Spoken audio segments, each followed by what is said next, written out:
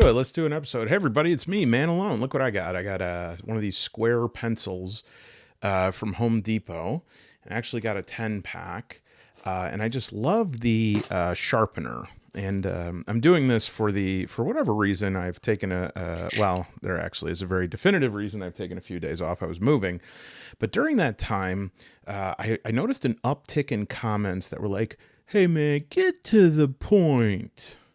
You know, get to the point in your video that you made for free, that I'm watching for free. You know, I don't have time to waste on your video. That's why I took 6 minutes to write this comment on your video. Anyways, this is for all of you. I just want to show this is an interesting contraption here.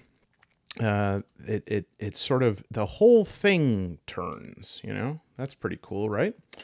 Anyways, yes, I was at Home Depot because I was moving, hence why the surface here has changed. Let me know what you think about it. I'm really just using it right now because the normal playing grid is packed away. But as I started filming, I said, you know, maybe, I don't know. The grid, I have mixed feelings. Obviously, if I moved surface, I would have to transfer over my treasured stickers, especially Sibelius's sticker, Hall of Fame sticker.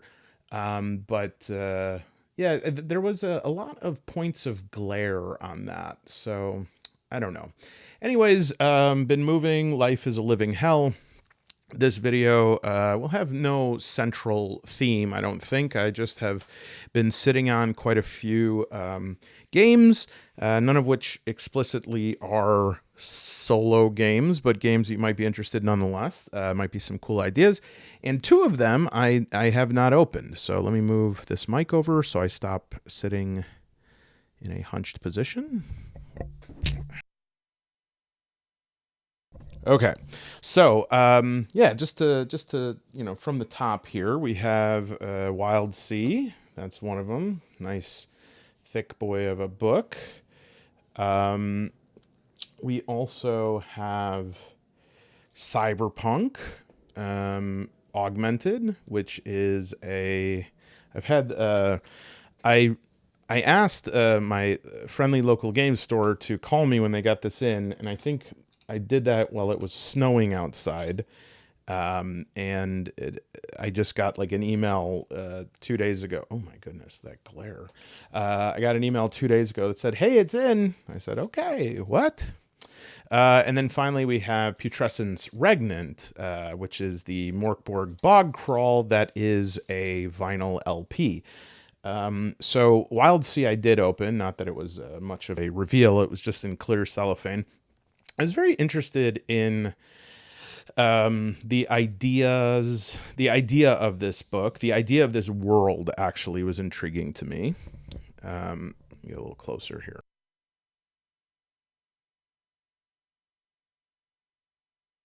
Okay, so this to me felt like a bit more of a developed idea than Colossal, in that it has a little bit of a, let's just say, a pink tree utopian vision of a world building. But I found this very interesting. The idea of it is that 300 years ago, there's just like this incredible growth that I think was called like the verdants or something like that.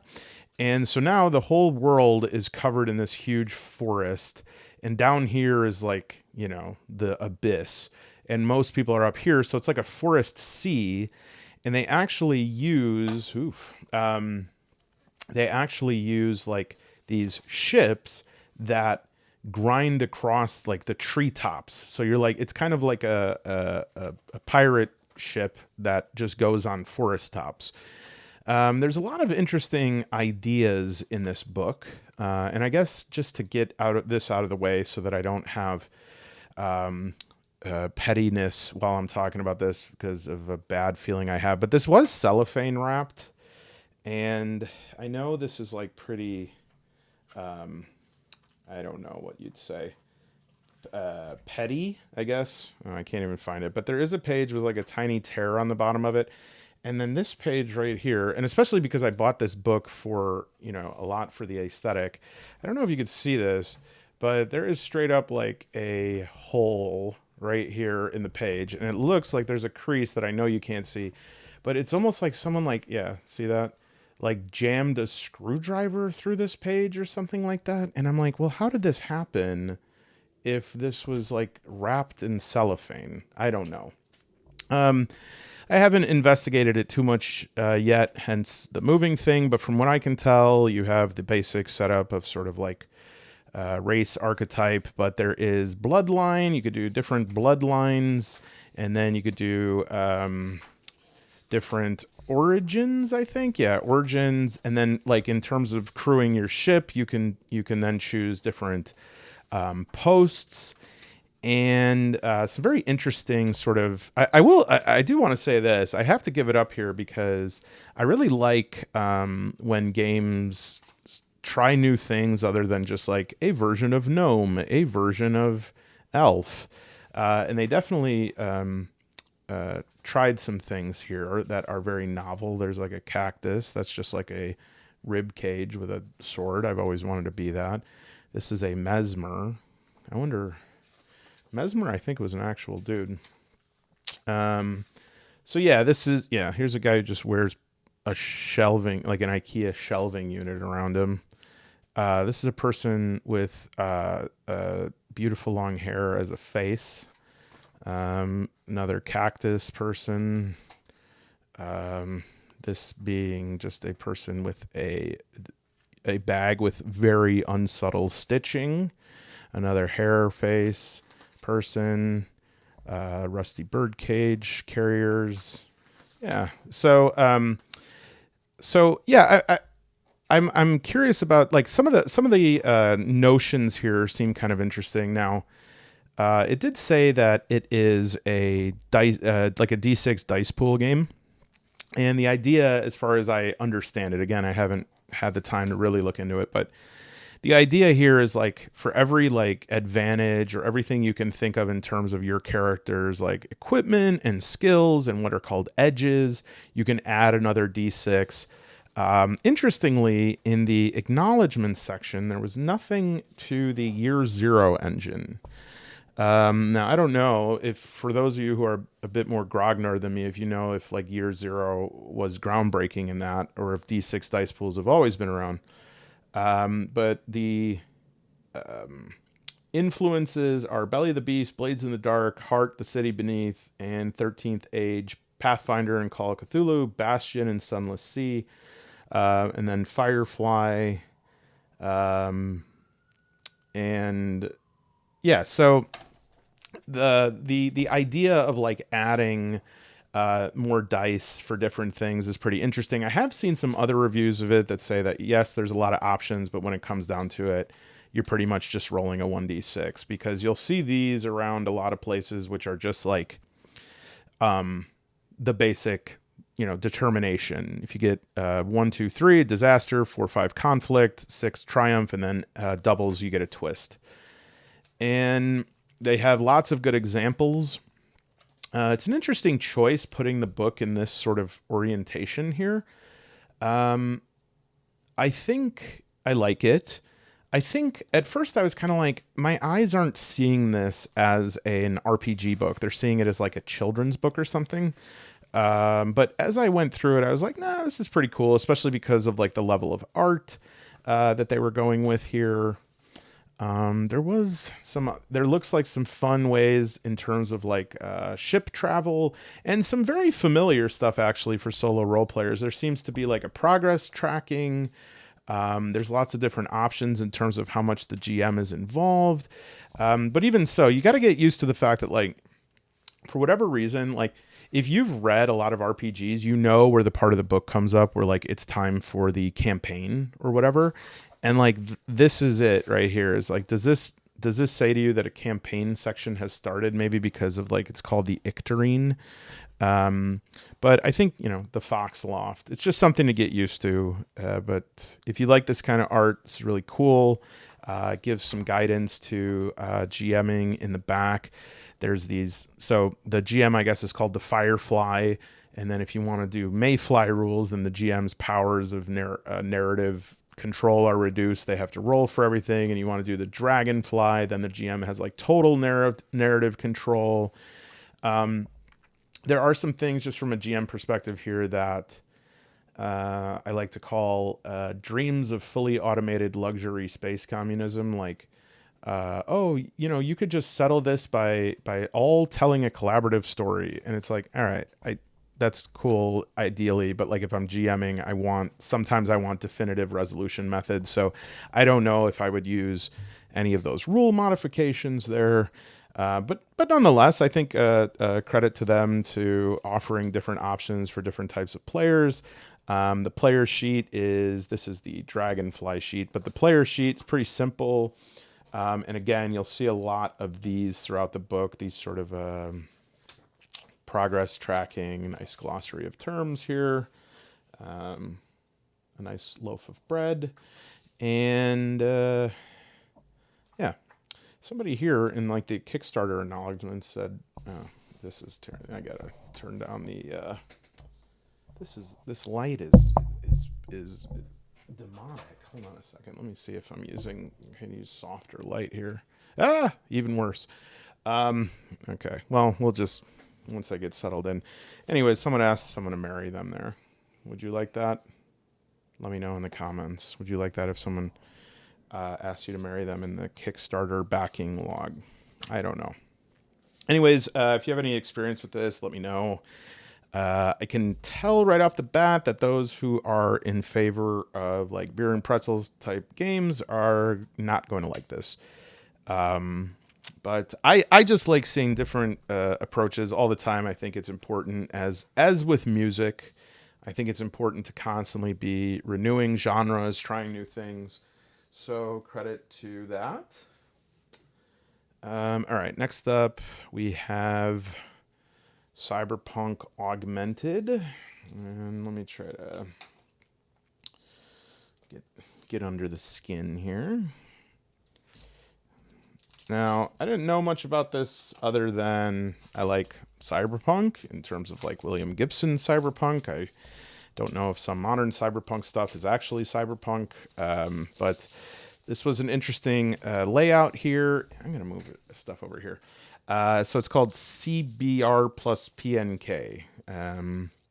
So I think that stands for Cobra Pink. Cobra Pink is a tabletop game where you play as an extra cyberpunk. Where does Cobra Pink come in? No, I'm just kidding. Where you play as expert cyberpunk runners, mercs, mercantiles. Wait. Adam Smith mercantilism will be explored. Mercs, criminals, activists making their last run in the shadows of a gritty, ultraviolet world. It uses a streamlined Forge in the Dark system. So this seems to be... This is like... I'm going to say that this is sort of the what would we say? The continental divide here. The fault line between... old and new school players. Is it seems like every game of a certain, let's just say like of a certain aesthetic, like this sort of very like design heavy aesthetic, seems to do a Blades in the Dark, Forged in the Dark kind of thing.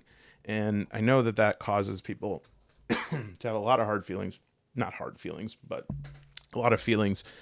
I don't mind the Blades in the Dark system as much as other people do. I understand preferences, but I don't have that immediate reaction to those things. But this game uses a streamlined Forge in the Dark system for high-octane one-shot sessions or short campaign arcs in the long-shot mode, all in a portable pamphlet format.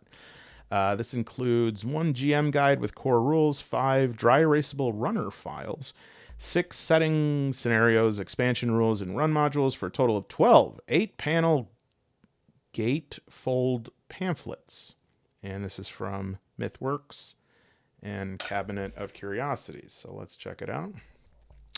This reminds me of a nice carton of cigarettes. We have one last job for you, runner. One last chance to clear off your debt. Do you accept? Yes or no? You better not glitch this up. That's basically a future swear word. All right, very sleek design, which sometimes makes me worried when something is over designed. So we got slot 1, bottom left is game moderator. So this is game moderator. This is runner. Interesting system here. A little bit of flavor on the inside sleeves. Lots of downloading. Anyone want to download? All right, let's see here. This is the framework. Very, very nice high card stock. This was about $30. So yeah, this is just a pamphlet. Which, I mean, I expected that. I'm not saying that in disappointing. Okay.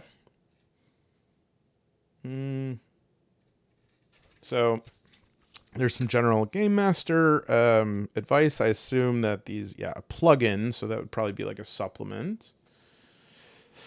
Really, really like the design. Okay, there's another. Everything is shortened. In the future, vowels are illegal. All right, some characters. Yeah, some very nice design here. Okay. Nice. It's kind of cool. Yeah, and that's actually like a different texture right there. Another one. This one almost feels like it's like printed on plastic.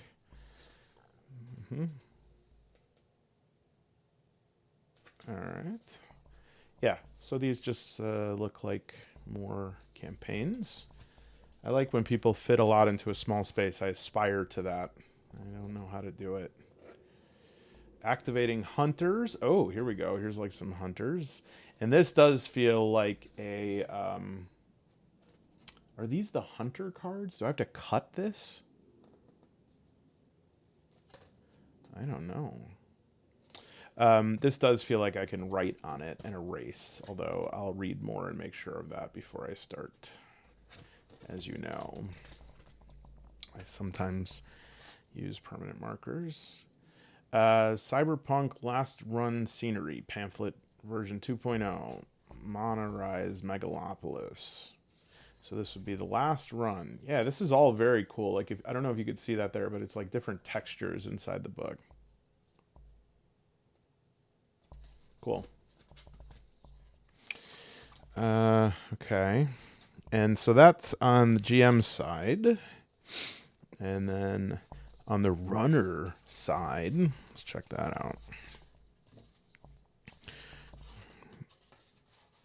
Okay. So now this has game moderator protocols and game setup. So that, wait a minute, maybe I messed up. Is this like supposed to be over here? I could have sworn it was like this. Maybe it's not. Maybe I'm wrong. Was this here? I don't remember. Player characters, PCs, are runner mercs, criminals, rebels living on the edge, running in the shadows of a gritty, ultraviolent world. Their fixer is known simply as Operator, an anonymous flat voice over the comlink who sees them as nothing more than disposable assets. See, I think that might be a good lead for soloing this. Okay. Let's see. We got runner files. Okay, these are the ones that are definitely dry erase. How interesting. Lots of information here. So we have like different skills: analyze, athletics, close combat, coding, influence, piloting, pizza making, range combat, rigging, pizza making sciences, streetwise, attune, and pizza eating.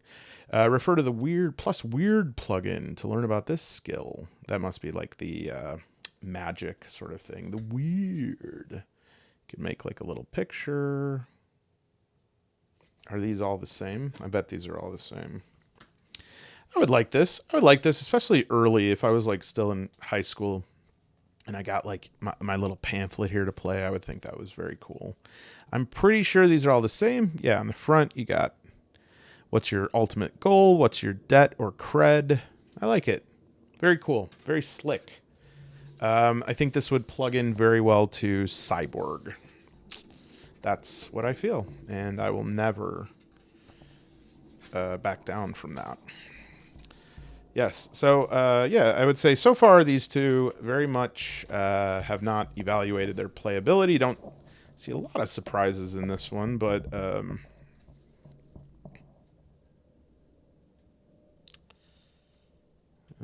games.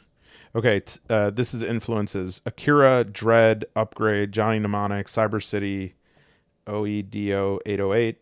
Books are Neuromancer, Tokyo Ghost, The Future is Now, Neon Rising. Yep. Games: Blade in the Dark, Shadowrun, The Ascent, The Hunt Down, Cyberpunk 2077. Yeah, I just started playing Shadowrun, the Shadowrun Returns Xbox game. I'm enjoying that very much. It is a CRPG, but it has more of a level system. I kind of like the Shadow Dark world. I actually think philosophically it's not as interesting as, or I should say, on point as Cyborg is. I think Cyborg gets it very, very correct. Just in terms of the absolute hopelessness of the, the 80s cyberpunk vision. But yeah, very cool stuff. Enjoyed that. Might play into it. And then the last one here, I'm very excited to look at. This is Putrescence Regnant Mörk Borg Bog-Crawl. Mörk Borg Occult Ortmastar Games, Stockholm Kartell, Games Omnivorous, and Exalted Funeral. Yeah, like Exalted Funeral is like very woven into Mörk Borg now. Like usually they were just like making supplements, but now okay, so we have two sides, and this I'm actually curious to play this, but now I'm thinking of what a bad idea this is, since I don't know where my record player is, nor do I know, would I get copyright tagged for this? I don't care.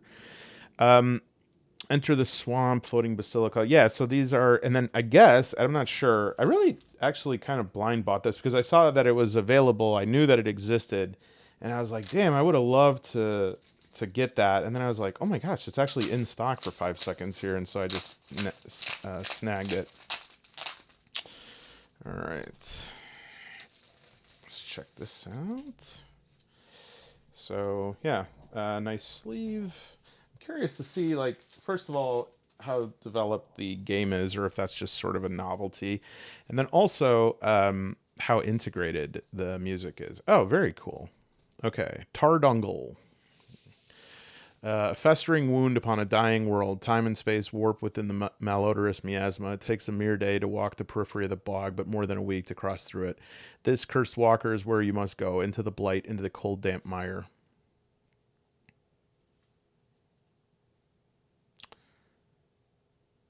Okay.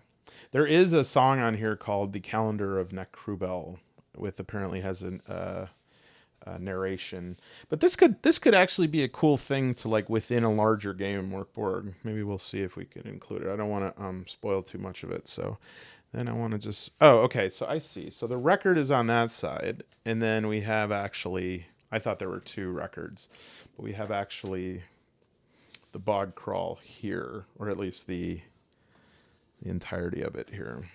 Mm-hmm. Three factions claim dominion over rot-bloated Targ Dungle. I had an uncle with that name. The Scions of Schleswig, the Mud Cult, and the Immortal Algae Rots. Let me know in the comments which you would join. There's a little hamlet there. Places to die in Targ Dungle. The Scions of Schleswig. Yeah, this is nice. You could sort of tell like how far derivative something is from Mörk Borg, just because. So if Johan Nohr is involved, it's going to have the essential architecture and the right balance. You could tell that this is not the sort of like ultra refined stuff here that went into Mörk Borg. I think, yeah, okay, this page is upside down because it's an inverted tower. Very cool. But this looks good. This looks really good, actually. I think this page right here is like pure Mörk Borg. But Exalted Funeral does good stuff. I would say they're the one that I'm for supplements. They're the one I'm most happy to see on any Borg adjacent material, because I feel you get too far and it just becomes such derivative trash. All right, I'm going to say a short prayer. I don't know why, but I want this record to be yellow. Oh, okay. So we actually have more stuff here. Gilded wolf. No one is naive as those who think themselves entitled. You are a wolf, a predator, but you have refined taste. You prey on nobles, the highborn, and the titled. You stalk your game through the salons of the mighty, on the open roads in the city's rotten hearts. When needed, you cloak yourself in finery and hide behind clever words, but at other times you're a cold-hearted killer, a hunter of men. Using gutter-born cunning and masked by refinement, you open the mighty's eyes just to see how vicious the world can be. So this is the Gilded Wolf as a class. So that's cool. And then I guess this is the map. I'm not going to say that I'll be sad if it's not... oh, okay. Okay. It's not yellow, but it's definitely interesting. Look at that. Oh, wow. All right. Well, I guess next video we'll play it. Maybe I'll email them and see if I could play it on stream. I mean, I'm like not super worried about that. I just don't want to... It's not like I'm like, oh, my monetization. Like, I don't care. But I hate... Something about getting copyright strikes like infuriates me, especially when it's like I'm not trying to do anything and there's so many videos on YouTube that are just like straight up ripoffs. And it's like, dude, I'm just trying to do some music here. Oh, cool. There's a D12 stench list. And also I'm somehow stuck. Okay, we'll do that later. So yeah, I don't really have much else to say other than I'm more content soon. Once I get settled here, I know I put up a post about finishing the Dragonbane solo thing. I want to thank everyone who commented on that because for some reason that gave me a lot of motivation and I got a huge chunk of it done, even while moving this last week, staying up late to do that. And then I slept like 15 hours today. But for some reason, I've been thinking a lot about Broken Cask and creating a sort of, not tower defense, but like a stronghold type game, like a game where you got your back up against the wall, you got to defend some estate or something, and adding on different pieces and recruiting different people. So for some reason, I'm feeling very motivated by that, and I think I'm going to play that, or not play it. I'm going to create it tonight. But otherwise, hope you all are well. I have not forgotten about my peas game, and in fact, I really, over the past few nights, I've wanted to play that, and I was like, this would be the perfect time to do my peas game, and I couldn't find any of my lights or my mic or anything like that, and so I'll tell you what, I will publicly state it now, so that if I fail, I'll be ashamed. I'll do that in a week, by next Sunday. If you have a nickname that you always wished people called you, go ahead and leave that down in the comments, and we'll try to assign that nickname to you going forward. Otherwise, I think this is the shortest video I've ever made. And I guess I should leave on a powerful speech. So let's just say, in the world of which there is so much joy, let there